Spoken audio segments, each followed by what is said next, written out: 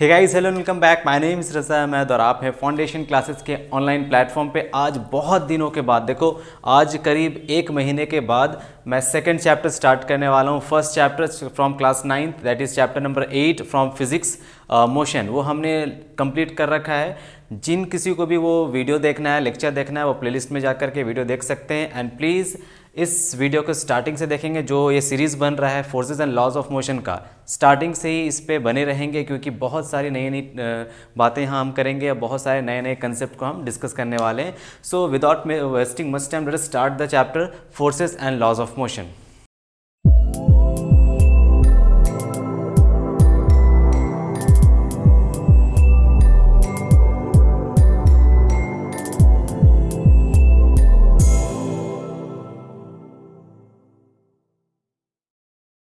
तो guys see, in motion chapter in chapter number 8 हमने discuss किया था मोशन को। मोशन मतलब हमने काइनेमेटिक्स का पार्ट किया था। उसमें हमने देखा था जब बॉडी चलती है तो बॉडी के पास क्या क्या पैरामीटर्स आते हैं, क्या क्या वेरिएबल्स यूज़ करके हम बॉडी को किस तरह से अगर मूव करा रहे हैं स्ट्रेट लाइन में, तो हम किस तरह समझ सकते हैं बॉडी के मोशन को। उसमें इनिशियल वेलोसिटी हमने समझा था, final velocity, acceleration, time, displacement, distance, ये सब हमने किया था। और लास्ट में एक टॉपिक, छोटा सा टॉपिक था यूनिफॉर्म सर्कुलर मोशन का, तो वो भी हमने कंप्लीट कर रखा है। तो आज बेसिकली हम करने वाले हैं डायनामिक्स ऑफ मोशन। देखो डायनामिक्स ऑफ मोशन में क्या होता है कि हम रीज़न बिहाइंड द मोशन को समझने की कोशिश करते हैं। इससे पहले वाले चैप्टर में मोशन क्यों हो रहा है ये सब हमें नहीं बताया गया, ठीक है।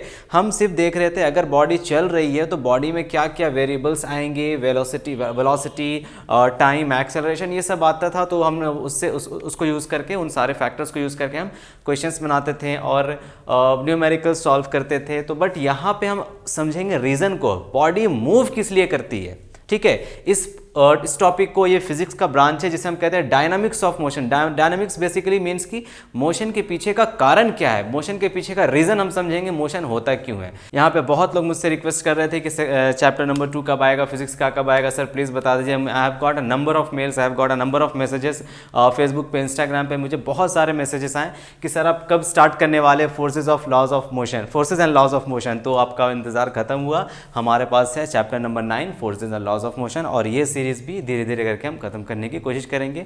स्टार्टिंग से बने रहेंगे, कंसेप्ट समझेंगे, रटना नहीं है किसी चीज़ को, ठीक है। फिजिक्स आप रट कर नहीं पढ़ सकते हो, फिजिक्स आपको समझ आने लगेगा तो आप फिजिक्स एंजॉय करने लगोगे।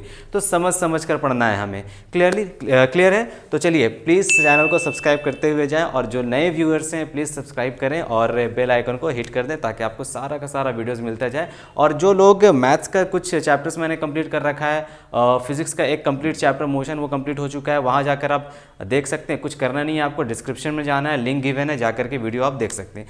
चलिए शुरू करते हैं forces and laws of motion. तो जब हम नाम सुनते हैं इस चैप्टर का, forces and laws of motion, तो लॉज ऑफ मोशन तो अभी बहुत बाद में आएगा। हम पहले ये डिस्कस कर लेते हैं ये फोर्स होता क्या है। फोर्सेस, ये फोर्सेस किन किन फोर्सेस के बारे में बात कर रहा है यहाँ पे, ये फोर्स है क्या, ठीक है।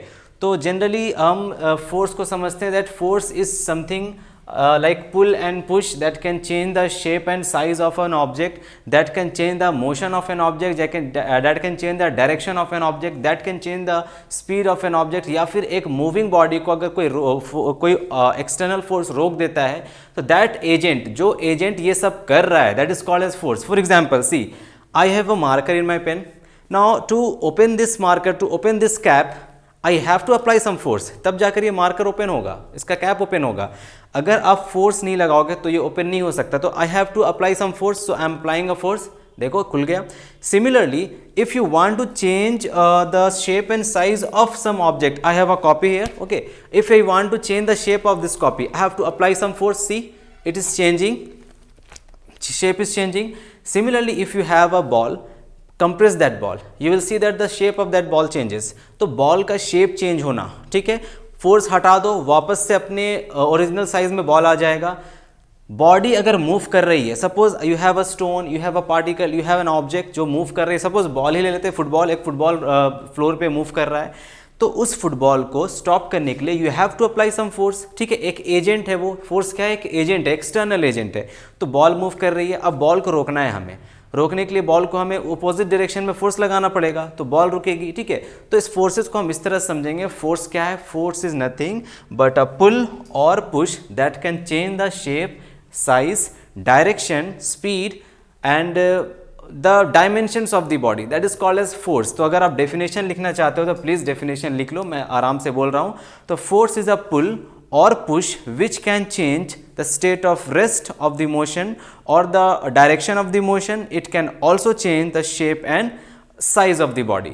ठीक है, सबसे पहले पॉइंट क्या लिखेंगे, force is an external agent. Internal forces भी होते हैं बट हम यहाँ पे जनरली ज़्यादातर एक्सटर्नल फोर्सेस के बारे में ही बात करेंगे।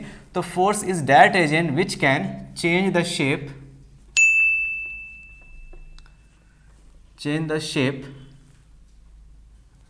change the size, change the speed, change the direction,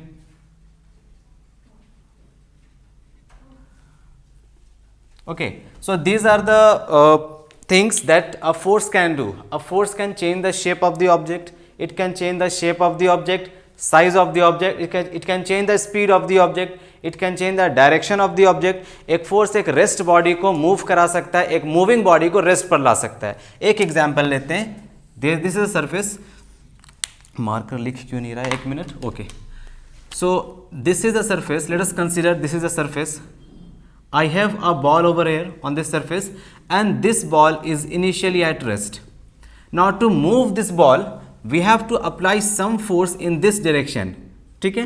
I am applying a force in this direction, I am pressing this ball from this direction. Now this ball will start to move, this ball will start to move. So this moving ball can be stopped. Now this ball is moving, अब इस moving ball को रोकना है, रोकने के लिए हमें opposite direction में एक फोर्स लगाना पड़ेगा, तब ये बॉल जाकर रेस्ट पर आ जाएगी। देखो बॉल इनिशियली रेस्ट पर था, बॉल को मूव कराने के लिए हमें फोर्स लगाना पड़ा, बॉल मूव करने लगी, अब हम चाहते हैं बॉल रुक जाए, खुद से नहीं रुकेगा, क्या करना पड़ेगा, फोर्स लगाना पड़ेगा। फोर्स हम लगाएंगे किस डायरेक्शन में, opposite to the direction of motion. जिस मोशन में ऑब्जेक्ट इधर मूव कर रही थी, जिस डायरेक्शन में ऑब्जेक्ट मूव कर रही है उसी के जस्ट ऑपोजिट डायरेक्शन में ये फोर्स लगेगा, ठीक है। मतलब यहाँ से ये बात समझ आ रही है कि फोर्स के पास डायरेक्शन, और याद करो चैप्टर नंबर 8, जिस क्वांटिटी के पास डायरेक्शन होता था उस क्वांटिटी को हम क्या कहते थे, vector physical quantity, okay. That means यहाँ से ये समझ आ रहा है that force is a vector physical quantity, ठीक है। तो पॉइंट वाइज लिखते जाएंगे। फोर्स, देखो फोर्स को हम रिप्रेजेंट करते हैं कैपिटल एफ से, फोर्स कैपिटल एफ से रिप्रेजेंट किया जाता है। इस फोर्स के पास magnitude as well as direction दोनों होता है, मैग्नीट्यूड भी होगा प्लस डायरेक्शन भी होगा, ठीक है। मैग्नीट्यूड कैसे, आइए समझते हैं। एक सरफेस है, there is an object, let the mass of this object be small m। इधर से मैंने इस ऑब्जेक्ट को एक फोर्स लगाया 5 न्यूटन का, ठीक है, 5 Newton. Newton is the SI unit of force, SI unit of force is Newton, SI unit is Newton. Capital N is the symbol of Newton. Okay, capital N is the symbol of Newton. SI unit of force is Newton. ठीक है, force को हम represent करते हैं capital F letter से, and it is a vector physical quantity whose SI unit is newton, ठीक है। It has both magnitude as well as direction. हम इसी पॉइंट को समझ रहे हैं, फोर्स के पास मैग्नीट्यूड और डायरेक्शन कैसे होता है। तो मान लेते हैं मेरे पास एक सरफेस के ऊपर एक मास, एक ब्लॉक है जिसका मास है स्मॉल m। अब ये ब्लॉक अभी रेस्ट पर है, अब ये मूव नहीं कर रहा, रेस्ट पर है, मतलब इनिशियल वेलोसिटी इसका 0, रेस्ट पर मतलब इनिशियल वेलोसिटी 0। हम चाहते हैं ये ब्लॉक मूव करे, खुद ब खुद मूव नहीं करेगा, क्या करना पड़ेगा, इधर से फोर्स लगाना पड़ेगा। तो वो फोर्स हम कितना लगा रहे हैं, 5 न्यूटन का। जैसे एक मेजरिंग क्वांटिटी है ना फोर्स, तो उसके पास कुछ यूनिट भी होगा। जैसे आप दुकान पे जाते हो, 5 kg आटा दे दो, 5 kg आलू दे दो, 5 kg प्याज दे दो, ये पूछते हैं ना kg, जो मास का ऐसा यूनिट है वो kg है। उसी तरह मेजर करने के लिए फोर्स को यूनिट यूज करते हैं न्यूटन। तो 5 न्यूटन का फोर्स लग रहा है, आपको दिख रहा है किस डायरेक्शन में लग रहा है, आपको डायरेक्शन भी पता है और मैग्नीट्यूड भी पता है। मैग्नीट्यूड होता है क्या है, मैग्नीट्यूड होता है वैल्यू, ठीक है। फोर्स के पास दो चीज़ें हैं, magnitude as well as direction. तो डायरेक्शन हमें पता है, मैग्नीट्यूड भी हमें पता है। देखो अगर बात किया जाए मैग्नीट्यूड का बात किया जाए तो मैग्नीट्यूड यहाँ पे कितना, मैग्नीट्यूड इज 5 न्यूटन। डायरेक्शन बताइए ज़रा, डायरेक्शन क्या है, direction of the force, if this direction is right and this is left, तो डायरेक्शन किधर होगा? Towards right. देखो ये टुवर्ड्स राइट है, so direction is towards right. Okay, towards right. तो इसे कहते हैं हम magnitude as well as direction. तो फोर्स के पास दो चीजें, magnitude as well as direction, hence force is a vector physical quantity. Force is a vector physical quantity. ठीक है, जनरली आपके बुक में फोर्स को इस एफ लेटर से रिप्रेजेंट किया गया है आपके एनसीईआरटी बुक में, या फिर जो भी बुक आप प्रीफर करते हो, बट एक्चुअल में क्योंकि ये वेक्टर फिजिकल क्वांटिटी, तो आपको पता है किसी भी वेक्टर फिजिकल क्वांटिटी के ऊपर एक एरो हेड का साइन लगता है, तो ये फोर्स तो वेक्टर हो गया। तो फोर्स को लिखने का करेक्ट फॉर्म है एफ के ऊपर वेक्टर साइन, एफ ऊपर में एरो, एरो रिप्रेजेंट करता है फोर्स का डायरेक्शन, और ये एफ रिप्रेजेंट करता है उसका magnitude, magnitude as well as direction. बन गए वेक्टर फिजिकल क्वांटिटी। जैसे यहाँ देखिए, this 5 newton force is acting on this block of mass m towards right. ठीक है, 5 न्यूटन ऑफ फोर्स इस मास m पर लग रहा है, किस डायरेक्शन में? राइट के डायरेक्शन में लग रहा है। इसी फोर्स को हटाकर अगर मैं इधर से फोर्स लगाऊं 10 न्यूटन का, तो आपसे पूछूं मैं कि बताइए आप मैग्नीट्यूड कितना है फोर्स का, तो आप बोलोगे 10 न्यूटन का फोर्स लग रहा है, 10 न्यूटन। किस डायरेक्शन में लग रहा है? You will say from right to left, that means towards left, towards left, ये डायरेक्शन हो गया फोर्स का। So this is force. Points क्या क्या याद रखना है आपको? Force is a vector physical quantity. ठीक है, फोर्स वेक्टर फिजिकल क्वांटिटी है, इसका मैग्नीट्यूड प्लस डायरेक्शन दोनों है। एसआई यूनिट है आपका न्यूटन। अच्छा, what is the CGS unit of force? SI unit के बारे में बात तो कर लिए, सीजीएस यूनिट भी डिस्कस कर लेते हैं। CGS, centimetre gram second. CGS unit of force is dyne, DYNE, dyne. Okay, now newton और डाइन में क्या रिलेशन है ये भी देख लो, बहुत एग्जाम में पूछा भी जाता है। So 1 newton is equal to 10 to the power 5 dine.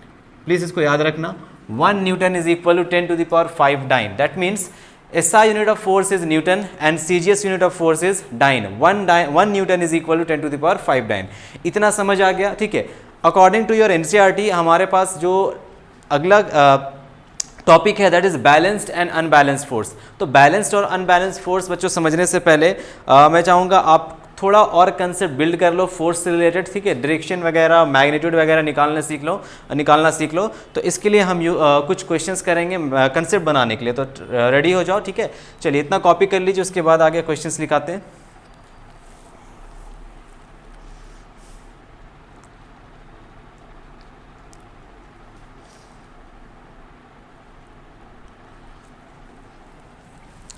Okay, मिटाया जाए सब कुछ। चलिए,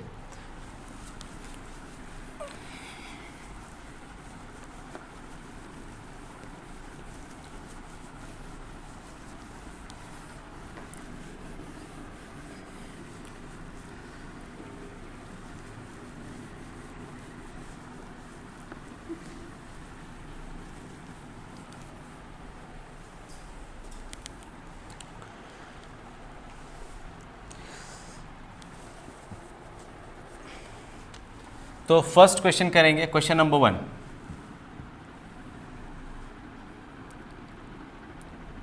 एक सरफेस के ऊपर एक ब्लॉक है। ठीक है, let the mass of this block be small m। इस डायरेक्शन में फोर्स लगा 10 न्यूटन, इस डायरेक्शन से फोर्स लगा 5 न्यूटन। ठीक है, आपसे पूछ रहा है find the net force, find the net force. इसलिए इसे इस तरह से भी लिखते हैं एफ नेट, ऊपर वेक्टर। मैंने अभी बताया force is a vector physical quantity, तो ऊपर लगाएंगे एरो और एफ नेट। एफ नेट को हम रिजल्टेंट फोर्स भी कहते हैं। तो सारे के सारे क्वेश्चन में आपको समझ आएगा ये रिजल्टेंट फोर्स होता क्या है, रिजल्टेंट फोर्स और नेट फोर्स ये होता क्या है, आइए समझिए। चलिए, तो देखो यहाँ पे हमें निकालना है इस बॉडी के ऊपर नेट फोर्स कितना लग रहा है, दैट मीन्स टोटल फोर्स कितना लग रहा है। ठीक है, नेट फोर्स कितना, दैट मीन्स टोटल फोर्स कितना। चलिए देखिए, यहाँ पे आपके पास जो बॉडी है मास m का, इसके ऊपर दो फोर्सेस हैं, एक फोर्स इधर से लग रहा है और एक फोर्स इधर से लग रहा है। दैट मीन्स दोनों फोर्सेस का मैग्नीट्यूड अगर देखोगे दोनों अलग अलग मैग्नीट्यूड है, डायरेक्शन भी दोनों का अलग अलग है। तो हम कैसे निकालेंगे नेट फोर्स? नेट फोर्स निकालने के लिए, क्योंकि फोर्स एक वेक्टर फिजिकल क्वांटिटी बच्चों, तो हमें डायरेक्शन को अज्यूम करना पड़ेगा, कुछ पॉजिटिव डायरेक्शन लेना होगा, कुछ नेगेटिव डायरेक्शन लेना होगा। आज के क्वेश्चन में हम जितने भी क्वेश्चंस करने वाले हैं, मैं आपको कन्वेंशन बता दूं किस तरह से आप करोगे। आज के क्वेश्चन में हम जो भी क्वेश्चंस लेंगे, हम उसमें इस टाइप के डायरेक्शंस को पॉजिटिव लेंगे और इससे अपोजिट वाले डायरेक्शन को, दैट मीन्स ये डायरेक्शन को नेगेटिव लेंगे। ओके, ये डायरेक्शन कहलाएगा positive, that means towards your right hand side is positive and towards your left hand side is your negative. या फिर इस तरह से समझ सकते हो कि x axis, positive X axis में एक्स डायरेक्शन, ठीक है, और नेगेटिव एक्स एक्सिस में negative direction, positive direction and negative direction. चलिए देखते हैं, यहाँ पे देखिए ये जो फोर्स है, इस फोर्स को हम मान लेते हैं F1, इस फोर्स को मान लेते हैं F1 जो है 10 न्यूटन। अब क्योंकि फोर्स एक वेक्टर फिजिकल क्वांटिटी, नेगेटिव भी हो सकता है, पॉजिटिव भी हो सकता है, जीरो भी हो सकता है। एक और पॉइंट ऐड कर देना, force can be negative, positive और जीरो, तीनों हो सकता है क्योंकि वेक्टर फिजिकल क्वांटिटी है। अब यहाँ पे देखो ये जो फोर्स है दैट इज 10 न्यूटन। एक बार डायरेक्शन चेक कर लेते हैं, फोर्स का डायरेक्शन क्या है। फोर्स का डायरेक्शन देखो उधर है, उस साइड है, तो उस साइड के लिए हम क्या यूज़ कर रहे हैं, पॉजिटिव। ठीक है, देखो फिजिक्स में नेगेटिव और पॉजिटिव का सिर्फ एक ही काम है, डायरेक्शन बताना। अगर आपको पता है डायरेक्शन क्या है तो आप नेगेटिव पॉजिटिव खुद से लगा सकते हो। ठीक है, फिजिक्स में नेगेटिव पॉजिटिव हम यूज़ करते हैं डायरेक्शन के लिए। नाउ F2, इस फोर्स को हम मान लेते हैं F2। F2 का वैल्यू देखो 5 न्यूटन। जरा ध्यान से देखो इसका डायरेक्शन क्या है, डायरेक्शन है इस डायरेक्शन में नेगेटिव। ठीक है, देखो अगर ये दोनों फोर्सेस अपोजिट हैं तो उनमें से एक फोर्स को तुम लोगे पॉजिटिव और एक फोर्स को लोगे नेगेटिव। जब अपोजिट होंगे तो देखो ये जो फोर्स है और ये जो फोर्स है दोनों अपोजिट है, तो ये फोर्स अगर इस साइड में पॉजिटिव ले रहे हो तो इसके जस्ट अपोजिट डायरेक्शन को हमें नेगेटिव लेना पड़ेगा। अगर ये 10 न्यूटन है तो ये -5 न्यूटन होगा। ठीक है, देखो ये 10 न्यूटन, ये -5 न्यूटन। तो from here we can say that this is our force F1, this is F1 and this is our force F2। Okay, देखो यहाँ पे F1, यहाँ पे F2, क्योंकि यहाँ पे ऑलरेडी डायरेक्शन बताया गया तो यहाँ पे हम नेगेटिव साइन यूज़ नहीं करेंगे। यहाँ पे ऑलरेडी डायरेक्शन पता है हमें तो नेगेटिव साइन यूज़ नहीं करेंगे। चलिए, तो यहाँ पे दो फोर्सेज हमें पता है, हमें निकालना है नेट फोर्स। नेट फोर्स का फॉर्मूला याद रखना, जो भी फोर्सेज होंगे, जितने भी फोर्सेज आपको मिलेंगे, जितने भी फोर्सेज आपको मिलेंगे, सारे फोर्सेज को ऐड कर देना, sum of all the forces. Net force का मतलब sum of all the forces, और sum of all the forces सिर्फ कहना सही नहीं होगा, यहाँ पे हम लिखेंगे vector sum of all the forces. Add कर देना वेक्टर सम। वेक्टर सम का हो गया साइंस के साथ, पॉजिटिव है तो पॉजिटिव, नेगेटिव है तो नेगेटिव, साइंस के साथ। सो एफ नेट, या फिर इसे हम एफ रिजल्टेंट भी कह सकते हैं, F R resultant force. Resultant force बोलो या फिर नेट फोर्स बोलो, बात बराबर है। रिजल्टेंट फोर्स का भी वही मतलब होता है, sum of all the forces. Resultant force का मतलब भी वही होता है, sum of all the forces. जितने भी फोर्सेस यहाँ पे सबको सम करो। यहाँ पे एक फोर्स है F1, सो F1 प्लस F2, देखो वेक्टर सम हो गया, this is vector, this is vector, हमने कर दिया वेक्टर सम। अब सबका वैल्यूज लिखेंगे with sign. Sign very very important, sign के साथ नहीं लिखोगे आपका आंसर गलत आएगा, साइन के साथ लिखेंगे। F1 का वैल्यू देखिए, F1 का वैल्यू है 10 न्यूटन। ओके, यहाँ से देखो F1 का वैल्यू 10 न्यूटन प्लस F2 का वैल्यू हमें दिख रहा है -5 न्यूटन, -5 न्यूटन। आइए देखते हैं, 10 न्यूटन -5 न्यूटन, वैल्यू आएगा 5 न्यूटन। वैल्यू पॉजिटिव में आ रहा है, इसका कुछ मतलब है। पॉजिटिव में आएगा तो उसका कुछ मतलब है, नेगेटिव आएगा तो भी कुछ मतलब है। यहाँ वैल्यू आ रहा 5 न्यूटन प्लस 5 न्यूटन, समझो बात को।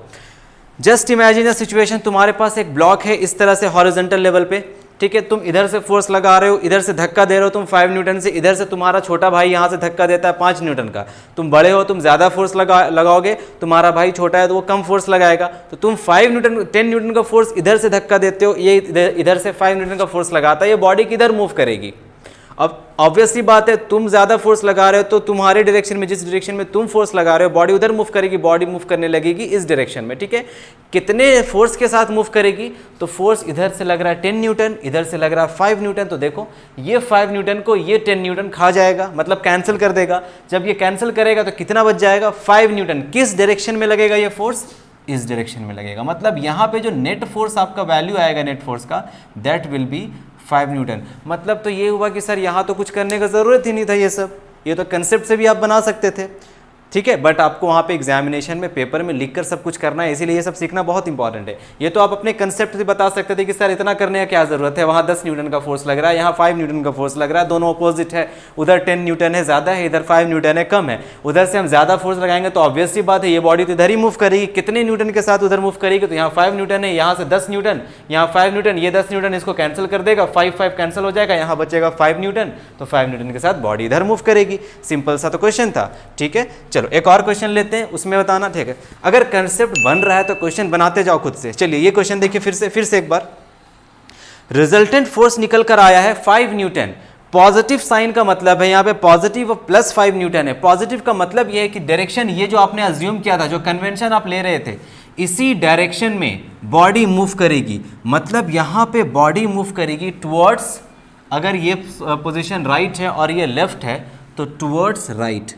वेरी वेरी इंपॉर्टेंट, अगर आप फोर्स निकालते हो तो सिर्फ मैग्नीट्यूड निकाल कर छोड़ नहीं देना, चेक करना आपका डायरेक्शन क्या है। ठीक है, towards right, this is the direction of force. देखो ये रहा मैग्नीट्यूड और ये रहा डायरेक्शन, मैग्नीट्यूड प्लस डायरेक्शन बन गया ना वेक्टर क्वांटिटी। क्लियर है? चलो नेक्स्ट क्वेश्चन करना, अपने से खुद से करना एक बार। Next question, just a second, next question क्या है? Okay, next question is this one. I have a body of mass small m on a surface. From here I am applying a force F1 5 Newton and F2 in the opposite direction 5 Newton. Now come on, फटाफट answer देखिए, answer लिखिए, खुद से कीजिए। दोनों तरफ से 5 Newton का फोर्स लग रहा है। कन्वेंशन यही यूज करेंगे हम थ्रू आउट दिस लेक्चर, जितना भी क्वेश्चंस करने वाले हैं तो कन्वेंशन इसी को यूज करेंगे। चलिए बताइए क्या होना चाहिए। यहाँ पे क्वेश्चन ये है, विल द बॉडी मूव और नॉट। बॉडी अभी रेस्ट पर है, बॉडी अभी इनिशियली अभी रेस्ट पर है। Will the body move? If no why, if yes why. Answer करो।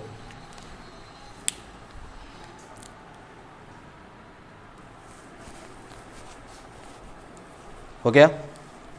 हो गया? हो गया?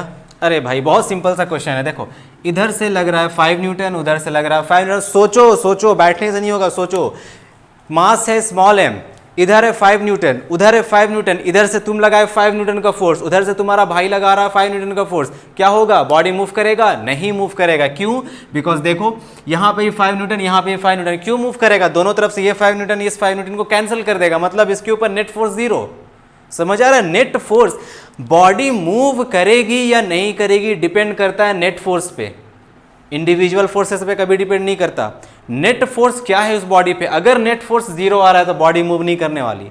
नेट फोर्स कुछ आ रहा है तभी बॉडी मूव करेगी। Net force should be non zero, non zero, कोई वैल्यू होना चाहिए। आइए देखते हैं इसको सॉल्व कैसे करेंगे। फिर बॉडी तो मूव नहीं करेगी भाई, हमें पता है, तो होगा क्या? हम नेट फोर्स निकाल कर चेक कर सकते हैं। अगर नेट फोर्स आ रहा है, कुछ वैल्यू आएगा तो वो मूव करेगा, 0 आ रहा है तो मूव नहीं करेगा। चलिए तो F1 का वैल्यू ज़रा बताना। What is the value of F1? F1 is 5 Newton, vector के साथ, ठीक है, साइन के साथ। Force F1 is 5 Newton. What is the force F2? Force F2 is 5 Newton. नहीं, हो गया ना गलत? F2 तो -5 न्यूटन होगा ना। देखो F1 को हमने पॉजिटिव माना है, इस डायरेक्शन में पॉजिटिव माना है, तो इसके अपोजिट डायरेक्शन में हमें मानना पड़ेगा 0।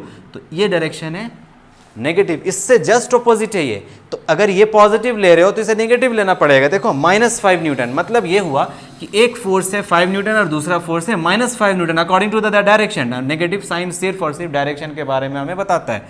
हम निकाल लेते हैं नेट फोर्स। सो भैया नेट फोर्स का फॉर्मूला है sum of all the forces. जितना फोर्सेस आपके पास है सबको ऐड कर दो, और कौन सा सम होना चाहिए? वेक्टर सम होना चाहिए, vector sum of all the forces. तो F1 plus F2 vectorially add करेंगे हम। F1 का वैल्यू है 5 न्यूटन प्लस F2 का वैल्यू है -5 न्यूटन। देखो 5 न्यूटन -5 न्यूटन, वैल्यू क्या आ गया? 0। यहाँ तो नेट फोर्स 0 आ रहा है, यहाँ तो नेट फोर्स 0 आ रहा है, मतलब इस बॉडी के ऊपर कोई भी फोर्स नहीं लग रहा है। ये सब क्या है? ये सब धोखा है, ठीक है, ये सब धोखा है। बॉडी मूव ही नहीं करेगा, बॉडी कहाँ है? रेस्ट पर है, क्योंकि नेट फोर्स बॉडी के ऊपर आ गया 0। ठीक है, यहाँ पे देखो इस पे ये कितना फोर्स लगा रहा है फर्क नहीं पड़ता, ये कितना फोर्स लगा रहा है फर्क नहीं पड़ता, बॉडी को फर्क पड़ रहा है इसके ऊपर नेट फोर्स कितना लग रहा है, नेट फोर्स कितना लग रहा है बॉडी के ऊपर 5 न्यूटन। किस डायरेक्शन में? राइट, मतलब बॉडी इधर मूव करेगा with a force of 5 Newton. यहाँ पे देखो बॉडी मूव नहीं किया, बॉडी क्या है? रेस्ट पर है, बॉडी है अभी भी रेस्ट पर है। इनिशियली बॉडी रेस्ट पर था, अभी भी बॉडी रेस्ट पर ही रहेगा बिकॉज एफ नेट इज 0। तो यहां से टॉपिक शुरू होता है balanced forces and unbalanced forces. देखो जहां भी नेट फोर्स 0 हो जाए ये कहलाता है बैलेंस्ड फोर्स, और जहां नेट फोर्स का कोई वैल्यू हो, नॉन जीरो हो, ये कहलाता है अनबैलेंस्ड फोर्स। ओके, चलिए तो लिख लीजिएगा नेट फोर्स में if net force, if F net is not equal to 0, अगर एफ नेट 0 नहीं है देन दिस सिचुएशन या this type of forces are called as unbalanced forces, unbalanced forces. If net force is 0, that means if the resultant of all the forces or if the sum of all the forces on an object is not equal to 0, then those forces are called as unbalanced forces. Is it clear? अगर वहाँ दो से ज़्यादा forces हैं तो unbalanced forces. Similarly, if the net force acting on the body is 0, if अगर साथ में कॉपी और पेन लेकर बैठे हो साथ में तो प्लीज़ डेफिनेशन वगैरह लिखते चले जाओ. If the net force on the body is equal to 0, then these forces are called as balanced forces. Balanced forces. समझ आया? Unbalanced forces, balanced forces. Clear है? Unbalanced force है क्या? Unbalanced forces are those forces जहाँ पे net force is not equal to 0, and balanced forces are those forces जहाँ पे net force is equal to 0. देखो बैलेंस हो गया ना, इधर से 5 न्यूटन इधर से 5 न्यूटन बैलेंस हो गया. बैलेंस हो गया तो ये बॉडी मूव नहीं करेगा, ठीक है, रेस्ट पर है तो रेस्ट पर ही रहेगा. अब यहाँ पे देखो यहाँ 10 न्यूटन यहाँ 5 न्यूटन अनबैलेंस्ड है, बैलेंस यहाँ पे नहीं है. बैलेंस बनाने के लिए या तो इधर 10 न्यूटन होना पड़ेगा या तो इधर 5 न्यूटन होना पड़ेगा, तब जाकर ये बैलेंस फोर्स होगा. सिंपल से समझो कि नेट फोर्स अगर 0 हो गया, सॉरी नेट फोर्स अगर 0 नहीं है, नेट फोर्स का कुछ वैल्यू निकल कर आ रहा है तो ऑब्जेक्ट मूव करेगा, ठीक है. तो इस केस में अनबैलेंस्ड फोर्सेस लग रहा है और इस केस में लग रहा है बैलेंस्ड फोर्सेस. क्लियर है? कुछ और क्वेश्चंस करें? चलो कुछ और क्वेश्चंस करते हैं. आई हैव अ क्वेश्चन. ओके चलो देखो,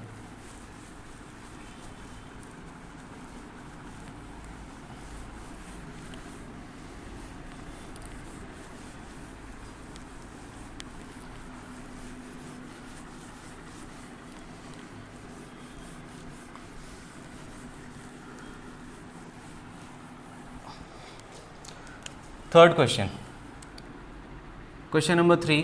So again I have a sliding surface, horizontal surface. On this horizontal surface there is a block, ठीक है, of mass m, it has some mass m. इधर से एक फोर्स लगा 6 न्यूटन का, इधर से एक फोर्स लगा 16 न्यूटन का, ठीक है.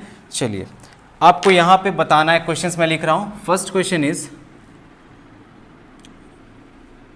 Calculate the net force. First question calculate the net force. Second question will the body move. Third question, अच्छा ये बॉडी अभी रेस्ट पर है, ठीक है, इनिशियली ये रेस्ट पर है. थर्ड क्वेश्चन बताना है कि ये बैलेंस्ड है या अनबैलेंस्ड है. इज इट बैलेंस्ड और अनबैलेंस्ड. और last question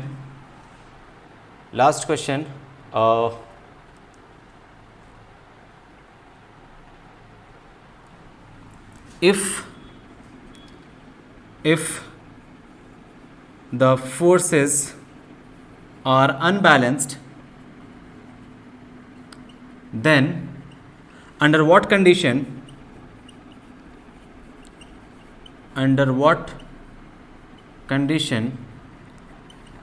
they will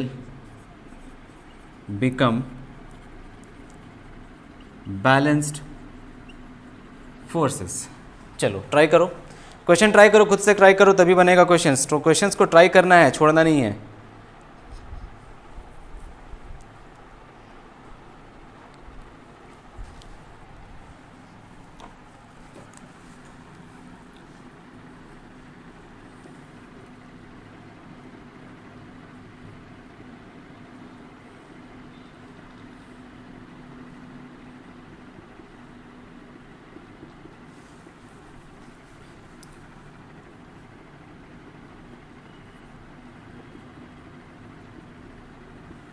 okay, हो गया ये क्वेश्चन। चलो, जिनसे हो गया क्वेश्चन नंबर 4 बनाएंगे, जिनसे नहीं हुआ समझेंगे। अब देखिए यहाँ पे हमें दिख रहा है दो फोर्सेस, एक फोर्स 6 न्यूटन का इस डायरेक्शन में, एक फोर्स 16 न्यूटन का इस डायरेक्शन में, और बॉडी अभी रेस्ट पर है। सबसे पहले हमसे पूछा गया है कैलकुलेट द नेट फोर्स। तो भैया नेट फोर्स निकालना तो हमें आता ही है। नेट फोर्स होता है क्या है, एफ नेट होता है sum of all the forces, sum of vector sum of all the forces, vector sum of all the forces acting on it, all the forces acting on it. Okay, सबसे पहले देखो force कौन कौन सा act कर रहा है। इस फोर्स को दे दो F1 नाम, और इस फोर्स का नाम रख दो F2। So this is F1 plus F2 vector sum. Okay, F1 का वैल्यू है 6 न्यूटन, और F2 का वैल्यू इस डायरेक्शन में है, ऑपोजिट में है, तो माइनस ऑफ F2 का value minus of 16 newton. That means 6 minus 16 newton, value आ जाएगा माइनस 10 न्यूटन। नेगेटिव का क्या मतलब है, नेगेटिव का मतलब हुआ ऑब्जेक्ट इस डायरेक्शन में मूव कर रही है। ठीक है, कितने फोर्स के साथ, 10 न्यूटन फोर्स के साथ। तो ऑब्जेक्ट मूव करेगी इस डायरेक्शन में। ठीक है, कितने फोर्स के साथ, नेट फोर्स इसके ऊपर है 10 न्यूटन का। दिख रहा है ना, ऐसे भी बिना पेन पेपर का भी बिना पेन पेपर यूज़ किए भी तुम बना सकते थे। ये है 6 न्यूटन, ये है 16 न्यूटन, इधर से ज़्यादा फोर्स लग रहा है तो ये फोर्स जो भी है खा जाएगा। ठीक है, 6 न्यूटन ये खा गया, बच गया कितना, 10 न्यूटन बचा। किस तरफ, इस डायरेक्शन में, मतलब टुवर्ड्स लेफ्ट, नेगेटिव डायरेक्शन में। ये direction towards left. Negative sign implies that the direction is, negative sign implies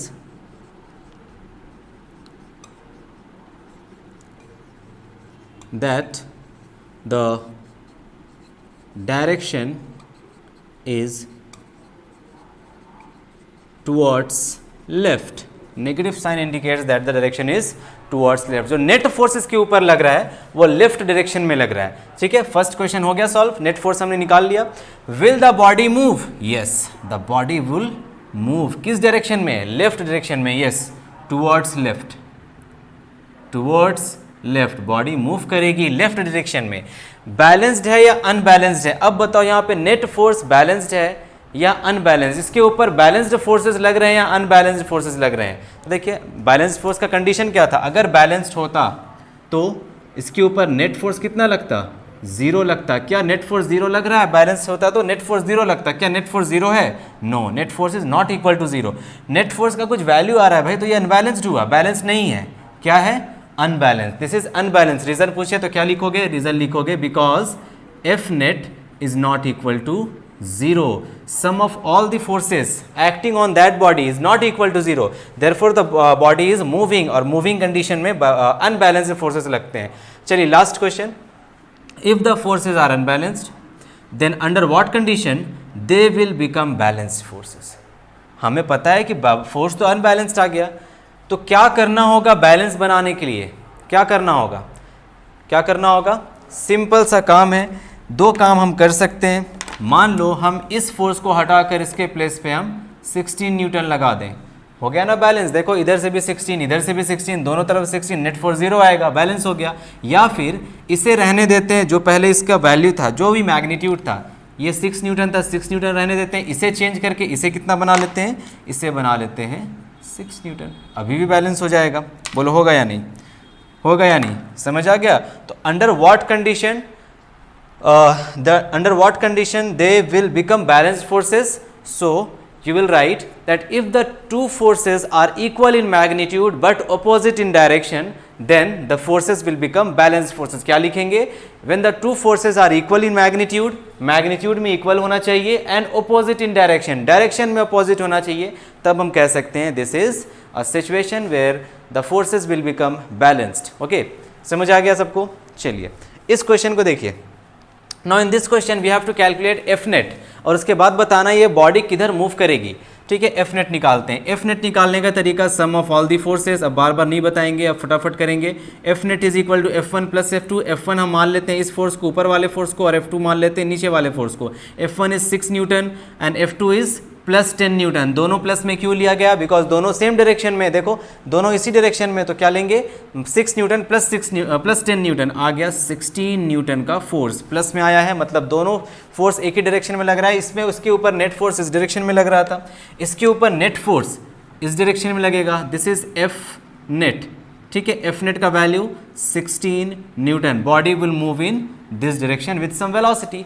उधर मूव करेगा, यहाँ पे body will move in this direction with some velocity. तो ये हो गया एफ नेट. क्या ये बैलेंस्ड है या unbalanced? Unbalanced. F net is not equal to 0, तो यहाँ पे ये फोर्सेज हो गए unbalanced forces. Unbalanced forces, clear है? Unbalanced forces. और क्या पूछा जा सकता है? ओके, अब इसमें देखो अगला क्वेश्चन सुनो. ये सब हो गया. आगे क्वेश्चन है, अगर बॉडी को स्टॉप करना है, अगर हम चाहते हैं बॉडी रुक जाए, तो हमें कितना फोर्स लगाना पड़ेगा और किस डायरेक्शन में लगाना पड़ेगा? क्वेश्चन को बहुत ध्यान से सुनो. ये बॉडी अभी मूव कर रही है विथ नेट फोर्स 16 न्यूटन. इस बॉडी के ऊपर नेट फोर्स अभी लग रहा है 16 न्यूटन का, और बॉडी इधर मूव कर रही है. This body is moving in this direction. इस बॉडी को हम चाहते हैं रोकना. रोकने के लिए हमें कितना फोर्स लगाना पड़ेगा एंड कितना किस डायरेक्शन में लगाना पड़ेगा इस बॉडी को रोकने के लिए? सोचो कितना फोर्स लगाना पड़ेगा और किस डायरेक्शन में लगाना पड़ेगा. ये है टुवर्ड्स राइट.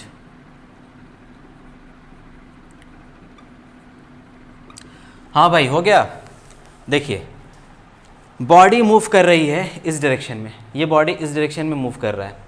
ठीक है, ये बॉडी इस डायरेक्शन में मूव कर रहा है. तुम क्या करोगे? रोकने के लिए इस डायरेक्शन में फोर्स लगाओगे क्या? नहीं, इस डायरेक्शन में फोर्स लगाएंगे तो बॉडी और मूव करेगा. हमें क्या करना होगा? इधर से बॉडी मूव कर रहा है तो इधर से फोर्स लगाना पड़ेगा इसको, इधर से फोर्स लगाना पड़ेगा, तब ये रुकेगा. कितना फोर्स लगाना पड़ेगा रोकने के लिए? तो रोकना है ना हमें, रोकने के लिए क्या करेंगे हम? पूरा नेट फोर्स इसके ऊपर 0 होना चाहिए, तब ये रुकेगा. मतलब अगर ये बॉडी इधर जा रहा है 16 न्यूटन के फोर्स के साथ, इस बॉडी के ऊपर उस डायरेक्शन में 16 न्यूटन का फोर्स लग रहा है और ये बॉडी मूव कर रहा है, तो बॉडी को रोकने के लिए हमें लगाना पड़ेगा ऑपोजिट डायरेक्शन में 16 न्यूटन का फोर्स. ऑपोजिट डायरेक्शन में 16 न्यूटन का फोर्स. अब देखो, अब इस बॉडी के ऊपर नेट फोर्स कैलकुलेट करते हैं. F net is equal to sum of all the forces. 3 force है, F1 plus F2 plus F3, vector sum of all the 3 forces. F1 का वैल्यू देखिए 6 न्यूटन प्लस F2 का value देखिए 10 Newton और F3 का value है 16 Newton minus 16, क्योंकि opposite direction में है. Minus 16 Newton, 6 plus 10 Newton 16 Newton, और ये plus minus minus 16 newton. Body के ऊपर फोर्स 0. अब बॉडी के ऊपर जब कोई भी फोर्स नहीं लगेगा तो बॉडी रेस्ट पर नहीं आ जाएगा? आ जाएगा ना. देखिए इस तरह से समझिए कि बॉडी अभी रेस्ट पर है. ठीक है, इधर 2 फोर्सेस लग रहा है. एक फोर्स लग रहा है 6 न्यूटन का, एक फोर्स लग रहा है 10 न्यूटन का. ये मूव करने लगा इधर. अब हम चाहते हैं इस बॉडी को रोकना. रोकने के लिए हमें इतना ही फोर्स लगाना पड़ेगा जितना इधर लग रहा है. इधर फोर्स लगाओ 16 न्यूटन का, इधर भी फोर्स लगाओ 16 न्यूटन का, बॉडी आ जाएगा रेस्ट पर. अब बॉडी रुक जाएगा. अब ये हो गया बैलेंस्ड कंडीशन. पहले अनबैलेंस था. देखो इस केस में बॉडी अनबैलेंस्ड फोर्सेस के साथ, अनबैलेंस्ड फोर्सेस लग रहे थे इस बॉडी के ऊपर. बॉडी रुकना है, बॉडी को रोकना है, तो क्या करेंगे? इसके ऊपर नेट फोर्स 0 होना चाहिए. नेट फोर्स 0 हो गया, बैलेंस फोर्सेस बैलेंस कंडीशन में आ गई है. अब ये बॉडी रुक जाएगा. क्लियर है? क्लियर है? एक और इसी तरह का क्वेश्चन करेंगे. अभी तो और अच्छा क्वेश्चन कराएंगे, पहले ये सब कर लो. अभी आपको ये 2 से ज़्यादा फोर्सेस के साथ क्वेश्चन कराया जाएगा. चलो अब एक बॉल के साथ क्वेश्चन कर लेते हैं. So we have a ball, a tennis ball, which is rolling over this surface in this direction which is rolling over this surface in this direction, जब इसके ऊपर फोर्स लगा 10 न्यूटन का, ये बॉडी के ऊपर जब 10 न्यूटन का फोर्स लगा तो ये बॉडी इधर रोल कर रहा है, इस तरह से रोल करते करते आगे बढ़ रही है, ठीक है। तो आपको बताना है कि इस बॉडी को रोकने के लिए हमें कितना फोर्स लगाना होगा और किस डायरेक्शन में लगाना होगा।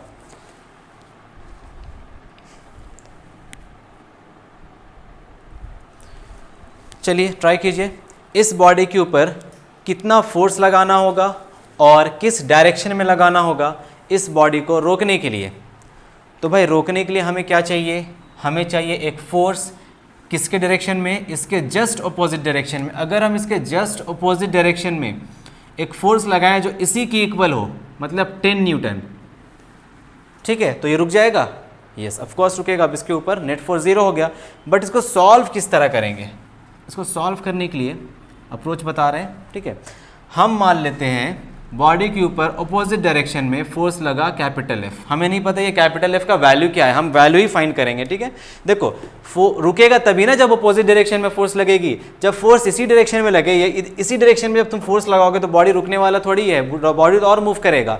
हमें बॉडी को रोकने के लिए फोर्स लगाना है, तो बॉडी को रोकने के लिए फोर्स लगेगा अपोजिट डायरेक्शन में, इसके अपोजिट होना चाहिए ये डायरेक्शन। अब देखिए हमें पता है बॉडी कब रुकेगा, जब बॉडी के ऊपर नेट फोर्स क्या हो जाए, 0 हो जाए, इस कंडीशन में बॉडी रुकेगा, नहीं तो बॉडी रुकने वाला नहीं है। बॉडी के ऊपर नेट फोर्स 0 होना चाहिए तभी बॉडी रुकेगा। अब नेट फोर्स 0 कब होगा, नेट फोर्स होता है F1 plus F2, sum of all the forces 0 होना चाहिए। यहाँ पे ऑल दी फोर्सेस में कौन कौन से फोर्सेस हैं, ये फोर्स और ये फोर्स, ये दोनों फोर्स कितना होना चाहिए, 0 होना चाहिए। एफ नेट का value F1 plus F2 equal to 0। तो F1 का वैल्यू हमें पता है 10 न्यूटन, F2 का वैल्यू हमें पता है F2 कितना है, F है, किस डायरेक्शन में, नेगेटिव डायरेक्शन में, तो minus of F is equal to 0। So from here can I write 10 minus F is equal to 0। That means यहाँ से F का वैल्यू क्या हम लिख सकते हैं, 10 न्यूटन। F का वैल्यू 10 न्यूटन, ठीक है। F का वैल्यू 10 न्यूटन, किस डायरेक्शन में, किस डायरेक्शन में, अपोजिट डायरेक्शन में। डायरेक्शन हम ऑलरेडी मान चुके हैं यहाँ पे, ठीक है, डायरेक्शन हम अपोजिट ऑलरेडी मान चुके हैं, ये अपोजिट डायरेक्शन, इसलिए यहाँ पे नेगेटिव नहीं आया। अगर नेगेटिव चाहते हो तुम तो यहाँ पे वैल्यू सब्स्टिट्यूट मत करो, देखो नेगेटिव वैल्यू आएगा, डायरेक्शन भी मिल जाएगा यहाँ पे, आराम से देखिए डायरेक्शन ही मिल जाएगा यहाँ पे, क्योंकि हम ऑलरेडी यहाँ पे डायरेक्शन मान चुके थे, इसीलिए हमारा फिर से वैल्यू नेगेटिव नहीं आया, क्योंकि डायरेक्शन के साथ फिर से नेगेटिव आता मतलब ये डायरेक्शन हो जाता है, इसीलिए। अब समझो हम क्या बोल रहे हैं, समझो, मान लो हमें ये नहीं पता, तुम्हें ये नहीं पता कि किस डायरेक्शन में फोर्स लगाना चाहिए, तुम यहाँ पे कन्फ्यूजन, तुम्हारे मन में कन्फ्यूजन है कि किस डायरेक्शन में भैया फोर्स लगाना चाहिए ताकि वो बॉडी रेस्ट पर आ जाए, तुम्हें नहीं पता, तो तुम उसके लिए क्या करोगे, तुम किसी भी रैंडम डायरेक्शन में फोर्स मान लो, ठीक है, 2 ही डायरेक्शन में मानोगे, या तो इस डायरेक्शन में या तो इस डायरेक्शन में। मान लो तुम्हें नहीं पता तो तुम ये ले लोगे, चलो यहाँ मान लेते हैं F, ठीक है, F यहाँ लगा और इस बॉडी को रुकना है। रुकने के लिए कंडीशन ये है कि बॉडी के ऊपर नेट फोर्स 0 होना चाहिए, ये तो पता है ना। रुकने के लिए कंडीशन क्या है, बॉडी के ऊपर सारे फोर्सेस जो लग रहे हैं वो सारे फोर्सेस बैलेंस्ड फोर्सेस होना चाहिए। बैलेंस फोर्सेस होगा तभी बॉडी रुकेगा, बैलेंस फोर्स नहीं होगा तो बॉडी नहीं रुकेगा।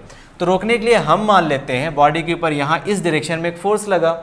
अभी हम डायरेक्शन एक्चुअली में कंसीडर करेंगे, आंसर आ जाएगा किस डायरेक्शन में लगने वाला, हमें नहीं पता किस डायरेक्शन में लगेगा, हम खुद से मान लेते हैं इस डायरेक्शन में लग रहा है।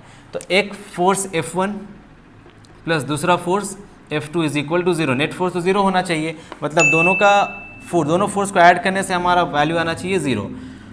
तो from here F1 is 10 newton and F2 is F is equal to 0। तो ध्यान से देखो क्या F का वैल्यू -10 न्यूटन आया, देखिए -10 न्यूटन। अब यहाँ माइनस साइन ये रिप्रेजेंट कर रहा है कि हम जो इस डायरेक्शन में मान रहे थे कि हम इस डायरेक्शन में फोर्स लगा रहे हैं वो एक्चुअल में इस डायरेक्शन में नहीं होगा, एक्चुअल में नेगेटिव डायरेक्शन में होगा। नेगेटिव डायरेक्शन है क्या, ये मतलब फोर्स इस डायरेक्शन में लगेगा। तो अगर आपको डायरेक्शन नहीं पता है तो भी आप बना सकते हो, भाई ये फिजिक्स है, ठीक है, फिजिक्स है, यहाँ पर कुछ भी रटने वाला काम नहीं हो सकता। यहाँ पे आप जो भी अजम्पशन लेकर बना रहे हो उस अजम्पशन के अकॉर्डिंग तुम्हारा आंसर बिल्कुल सही आएगा। अगर तुम फिजिक्स को अच्छे से समझते हो तो आंसर तुम किसी भी तरह निकाल सकते हो। देखो हम ये फोर्स इस डायरेक्शन में फोर्स लेकर नहीं बना रहे थे, हम इस डायरेक्शन में फोर्स लेकर बना रहे थे, फिर भी मेरा आंसर सही आया, इस डायरेक्शन में फोर्स आया। समझ आया, मतलब हमने जो डायरेक्शन कंसिडर किया था स्टार्टिंग में वो डायरेक्शन गलत था। क्यों, क्योंकि नेगेटिव आ रहा है। नेगेटिव आने का मतलब क्या है, मतलब ये कि फोर्स इस डायरेक्शन में लगेगा। समझ आया? फोर्स लगेगा इस डायरेक्शन में, दैट मीन्स हम फोर्स इधर लगाएंगे, कितना मैग्नीट्यूड का, 10 न्यूटन का फोर्स इधर लगाएंगे, 10 न्यूटन का फोर्स इधर लगेगा, तब ये बॉडी रेस्ट पर आ जाएगा। अब देखो इधर से 10 न्यूटन, इधर से 10 न्यूटन, 10 माइनस 10 आ गया नेट फोर्स 0, तो बॉडी आ जाएगा रेस्ट पर। ठीक है, चलो तो भाई ये सब तो तुम समझ गए हो। ठीक है, ये सब जो भी टॉपिक्स है, जो भी कंसेप्ट है, तुम कंसेप्ट तो अपना बना रहे हो धीरे धीरे। अगर तुम्हारा कंसेप्ट क्लियर हो गया है तो एक क्वेश्चन दे रहे हैं, उस क्वेश्चन को बनाकर दिखाओ। ये सब हलवा हलवा क्वेश्चन करके क्या हो जाएगा? एक क्वेश्चन दे रहे हैं, इस क्वेश्चन को बनाकर दिखाइए। और क्वेश्चन है ये, yes, this is the question, question number 6।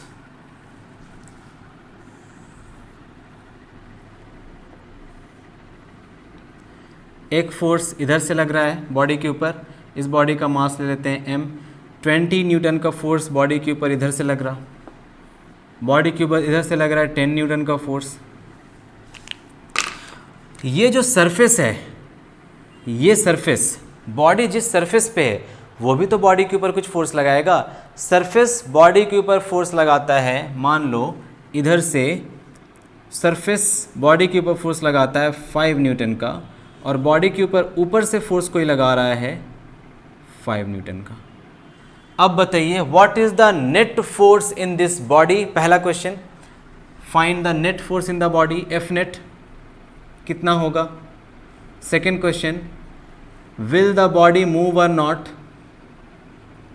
Will the body move और नॉट। थर्ड क्वेश्चन,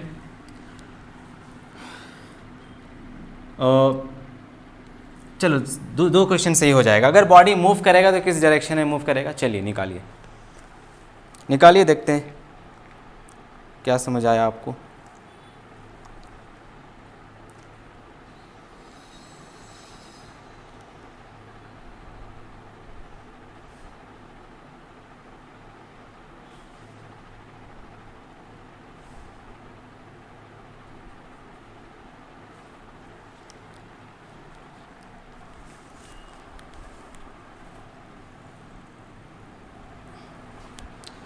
चलिए हो गया, शुरू करें।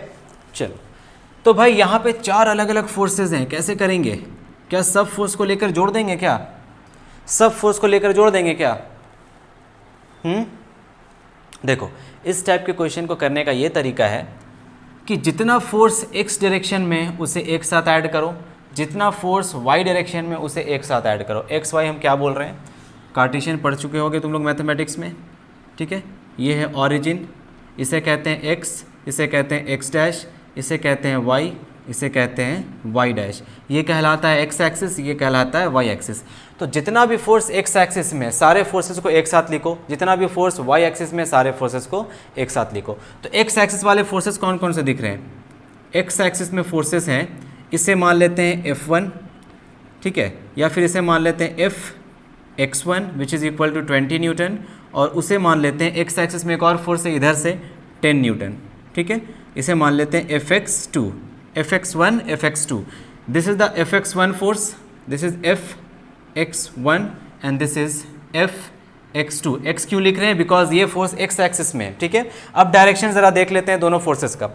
ये फोर्स लग रहा है इस डायरेक्शन में और इस डायरेक्शन को हम लेकर चल रहे हैं पॉजिटिव, ये फोर्स लग रहा है इसके अपोजिट, तो इस फोर्स को हम ले लेंगे नेगेटिव। सिमिलरली y डायरेक्शन का फोर्स देखो, y डायरेक्शन में कौन कौन से फोर्सेस हैं?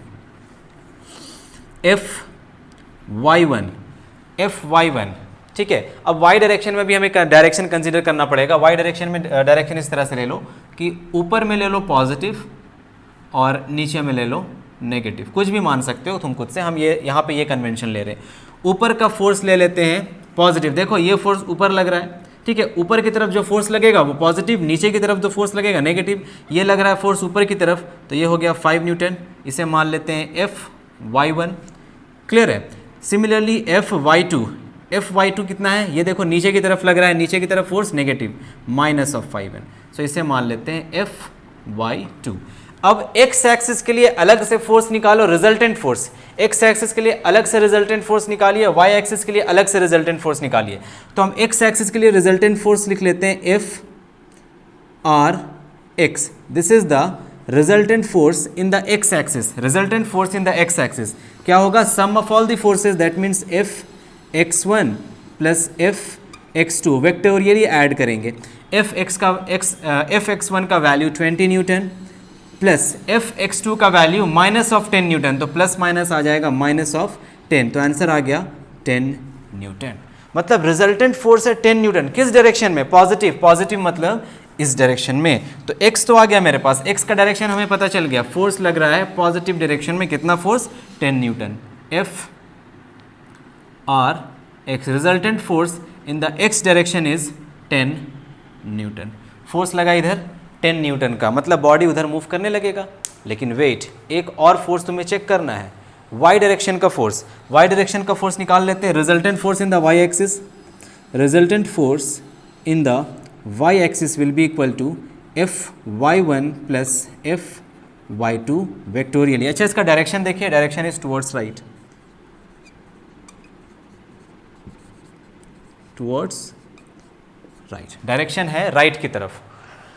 अब इसमें देखो F resultant in y axis, Fy1 का वैल्यू कहाँ है मेरे पास? Fy1 is 5 Newton. Okay, and this is minus of 5 Newton. 5 minus 5 0. ये क्या हुआ? देखो, x डायरेक्शन में कुछ फोर्स आ रहा था, y डायरेक्शन में फोर्स तो जीरो हो गया, रिजल्टेंट फोर्स जीरो. देखो यहाँ पे ऐसा हुआ क्यों है, आप समझो भाई. ऊपर से भी इतना ही फोर्स लग रहा है 5 न्यूटन का, नीचे से भी इतना ही फोर्स लग रहा है 5 न्यूटन का. जैसे ये मास है मेरे पास, ये ऑब्जेक्ट है मेरे पास, इस ऑब्जेक्ट के ऊपर से भी 5 न्यूटन, नीचे से भी 5 न्यूटन. तो क्या ये ऑब्जेक्ट मूव करेगा? ऊपर या नीचे? कहाँ जाएगा? वाई डायरेक्शन का फोर्स बॉडी को सिर्फ वाई डायरेक्शन में ही ऊपर नीचे, आगे पीछे, ऊपर नीचे मूव करा सकता है, और एक्स डायरेक्शन का फोर्स बॉडी को सिर्फ आगे पीछे ही मूव करा सकता है. तो वाई डायरेक्शन में सारा फोर्स जीरो, बॉडी रेस्ट पर. यहाँ पे बैलेंस्ड फोर्स लग रहा है, बॉडी इस वाई डायरेक्शन में रेस्ट पर है, वाई डायरेक्शन में ये मूव ही नहीं करेगा. ठीक है, वाई डायरेक्शन में बॉडी मूव ही नहीं करेगा, बिकॉज वाई डायरेक्शन का फोर्स मेरे पास जीरो है. Force in the Y direction, net force, resultant force in the Y direction is zero. मतलब ये हुआ कि वाई डायरेक्शन में तो बॉडी इक्विलिब्रियम का मतलब होता है बॉडी मूव नहीं करेगा. ठीक है, बॉडी रेस्ट पर है, बॉडी वाई डायरेक्शन में मूव नहीं करेगा. तो मूव किस में करेगा? जहां पे कुछ वैल्यू होगा R X, that means resultant force in the X direction is 10 newton. That means body move करेगा सिर्फ और सिर्फ एक्स डायरेक्शन में, एक्स एक्सिस में. इधर मूव करेगा या तो इधर मूव करेगा. डायरेक्शन देख लेते हैं. 10 न्यूटन पॉजिटिव आया, मतलब बॉडी इधर मूव करेगा. बॉडी का डायरेक्शन होगा इन दिस डायरेक्शन. ठीक है, तो नेट फोर्स क्या हो गया बॉडी के ऊपर? The net force on the body is, इन सब को कंबाइन करके निकालेंगे, ये तो जीरो हो गया, तो नेट फोर्स हो जाएगा this plus this, 10 newton plus zero, कितना आ गया? 10 न्यूटन. किस डायरेक्शन में? Towards right. ठीक है, नेट फोर्स क्या हो गया बॉडी के ऊपर? नेट फोर्स हो गया, देखो यहाँ लिख रहे हैं, नेट फोर्स हो गया force, resultant force in the X direction plus resultant force in the Y direction, that is equal to 10 newton plus zero, which is equal to 10 newton towards in the y-axis, in the positive y-axis, in the positive, sorry, x-axis, in the positive x-axis. This is the answer. And what is positive x-axis? ये origin से ये direction कहलाता है positive X axis, और origin से ये direction कहलाता है नेगेटिव एक्स एक्सिस. तो बॉडी किधर मूव कर रहा है? Towards right. टुवर्ड्स राइट को हम पॉजिटिव एक्स एक्सिस भी तो बोल सकते हैं. 10 न्यूटन फोर्स लग रहा है, बॉडी मूव कर रहा है in the positive X axis. अब सेकंड क्वेश्चन है, विल द बॉडी मूव और not? Yes, the body will move because the net force on the body is not equal to zero. अगर net force zero होता तो body move नहीं करता. बोलो, clear हो गया? कंसेप्ट समझ आ गया? अब बना लोगे जितना भी फोर्स से रिलेटेड क्वेश्चन आएगा. हाँ, अगर क्वेश्चन इस तरह से देता है, देखो एनसीईआरटी में, तुम्हारे एनसीईआरटी में इस तरह से फिगर टाइप में बना करके क्वेश्चंस दिया गया है. लेट मी शो यू किस तरफ से क्वेश्चन दिया गया है आपके एनसीईआरटी में. आपके एनसीईआरटी में ओके, यहाँ पे है, देखो ये बताया गया आपको बैलेंस और अनबैलेंस फोर्सेस को लेकर के. यहाँ पे देखिए, यहाँ पे एरो हेड रिप्रेजेंट करता है मैग्नीट्यूड ऑफ फोर्स. दोनों एरो इक्वल मैग्नीट्यूड का है. फोर्स जितना उधर लग रहा है उतना इधर लग रहा है. नीचे जो ग्राउंड में फोर्स लग रहा है, ये जो एरो है, that is frictional force. Frictional force हम करेंगे नेक्स्ट वीडियो में, नेक्स्ट लेक्चर में. आज के लिए हम इतना ही रहने देते हैं, स्टॉप करते हैं यहाँ तक. यहाँ पे दो इंपॉर्टेंट बातें आपको याद रखनी है कि बॉडी के ऊपर जब नेट फोर्स जीरो होगा तो बॉडी मूव नहीं करेगा. ठीक है, बॉडी के ऊपर जब नेट फोर्स जीरो होगा तो इस कंडीशन को हम कहते हैं बैलेंस्ड कंडीशन और balanced forces. If the net force acting on the body, या फिर if the sum of all the forces acting on the body is 0, then body will not move, and that situation is called as balanced forces, or those forces are called as balanced forces. And if F net is not equal to 0, then these forces are called as unbalanced forces. समझ गया? रटना नहीं है. अगर आपको examination में इस तरह से क्वेश्चन आता है कि बैलेंस फोर्सेस और अनबैलेंस फोर्सेस का डेफिनेशन क्या है, तो डेफिनेशन आप लिख सकते हो, when the resultant force acting on a body is 0, then the forces are said to be balanced forces. Figure बना देना एक, इधर से इधर एक ब्लॉक बना देना, इधर ले लेना कैपिटल F, इधर ले लेना कैपिटल F. देखो दोनों साइड से सेम फोर्स लग रहा है, तो ये कहलाएगा बैलेंस्ड. और अनबैलेंस फोर्स क्या होता है? अगर resultant force acting on the body is non zero, resultant force acting on the body is non zero, ठीक है, this one, then the forces are called as unbalanced forces. Non zero मतलब zero नहीं होगा, कुछ भी value होगा. ठीक है, तो फिनिश करते हैं आज का ये लेक्चर. आई होप समझ आ गया होगा आपको कंसेप्ट आज का. फोर्स का मतलब आपको समझ आ गया, फील हुआ होगा फोर्स होता है क्या है. तो देखो फोर्सेस पढ़ना जरूरी इसलिए क्योंकि आप मोशन चैप्टर में आपको बताया ही नहीं गया था बॉडी मूव कर रहा है. वहाँ पे क्वेश्चन सिर्फ सिंपल में इस तरह से था कि a body is moving with sudden velocity, ये डिस्प्लेसमेंट कवर किया, ये हुआ, तो उसमें बॉडी मूव क्यों कर रहा है भाई? बॉडी क्यों मूव करेगा? बॉडी मूव करेगा जब बॉडी के ऊपर कुछ फोर्स लगेगा. देखो यहाँ रेस्ट पर था बॉडी, तो हम मूव कराने के लिए क्या कर रहे थे? बॉडी के ऊपर फोर्स लगा रहे थे. अब बॉडी के ऊपर फोर्स लगा, अब बॉडी मूव करना शुरू किया, अब उसके बाद बॉडी में आएगा initial velocity, final velocity, acceleration, displacement, किस टाइम में किया, क्या क्या है सब कुछ. उसके बाद हम करते हैं न्यूटन्स इक्वेशन ऑफ मोशन को यूज़ करके सारा क्वेश्चंस. यहाँ पे देखो बॉडी मूव कर रहा था, जब फोर्स लग रहा है तो फोर्स को समझना इंपॉर्टेंट है. काइनेमेटिक्स आपको पूरा समझना है तो आप फोर्स को समझो. तो ये था आज का लेक्चर. नेक्स्ट लेक्चर में हम देखने वाले हैं फ्रिक्शनल फोर्सेस क्या होते हैं. फ्रिक्शनल फोर्स देखो, जैसे यहाँ पे फ्रिक्शनल फोर्स से रिलेटेड हम कोई क्वेश्चन नहीं करने वाले थे. ये ब्लॉक सरफेस पे है, सरफेस के ऊपर जब ये ब्लॉक मूव करेगा तो सरफेस में रब करेगा, सरफेस भी कुछ फोर्स लगाएगा. देखो ऐसे ही तुम सोचो कि तुम किसी चीज़ को धक्का देकर छोड़ देते हो तो वो आगे जाकर रुक क्यों जाता है खुद ब खुद? क्योंकि उसके नीचे सरफेस से कुछ फोर्स लग रहा है, फ्रिक्शनल फोर्स लग रहा है उसके ऊपर, इसलिए वो ऑब्जेक्ट खुद ब खुद रुक जाता है. तो ये सारे टॉपिक्स को, फ्रिक्शनल फोर्सेस, फिर उसके बाद हम स्टार्ट करेंगे लॉज ऑफ मोशन. अभी फ्रिक्शनल फोर्सेस में एक कंप्लीट लेक्चर फिर बनेगा पूरा कंसेप्ट के साथ. उसके बाद हम स्टार्ट करेंगे न्यूटन्स लॉज ऑफ मोशन. उसके बाद हम ये चैप्टर लास्ट ही होगा, न्यूटन्स लॉज ऑफ मोशन को एक एक करके सीखेंगे आराम से. तो ठीक है, पढ़ाई करते रहें और प्लीज़ बेल आइकन को प्रेस कर दें एंड प्लीज़ सब्सक्राइब कर लें चैनल को. इसी तरह प्लीज़ सपोर्ट करते रहें. Thank you very much.